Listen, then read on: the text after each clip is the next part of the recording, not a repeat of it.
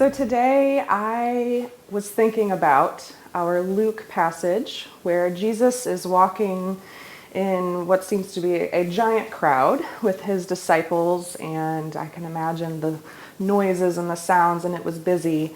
And a woman reaches out, maybe crawling, maybe she was at the front, I don't know, reaches out to touch Jesus to be healed from her illnesses, and it worked. And Jesus pauses and says, "Who touched me?" And they have an interaction there. And when I was reading this Bible passage, admittedly, I was disconnected. I am not that woman. I am not the person that I think if there was my Lord in town that I would come if I was ill or if I needed. I would stand back and think that maybe let's not do that, right? That's not clean. That's not perfect. That's not a white couch moment, as Louisa said last Sunday. I'm probably more like Peter in the story where Peter is like, yo, Jesus, like, we gotta go. There's lots of people here. Let's keep going. Let's keep marching on. So this Bible passage really challenged me to think how I can be more like the woman who trusted and had immense faith, and she was dirty, and her life was dirty, and her life needed help. And I do have those moments in my life in those areas, and so it really challenged me.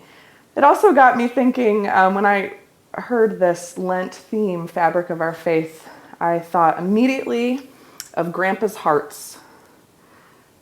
This is a piece of my grandfather's shirt that when he passed away, I was 13, my grandmother took his favorite shirt, it was just a golf polo, and cut it into hearts. And over the years, she has placed these hearts in our lives. This one I got on my graduation day from high school. And it speaks volumes about the person that my grandmother is. And she was a first grade teacher, and everything had a lesson and a meaning. And my sister and I always laughed because we thought, how many hearts can come out of one shirt? And it seems to be never ending. So I believe that my grandma still has some of these hearts of Grandpa's shirt. They're imperfect. I believe she used a cookie cutter to cut them out. And at some level, if I saw this, it would be just a scrap. But for me, it reminds me of a man and a woman and their love and their long marriage and how that affected my faith. And, you know, it's an unhemmed garment. And so today I'll be thinking of my grandpa and my grandma and ways that I can approach Jesus in not so formal of ways.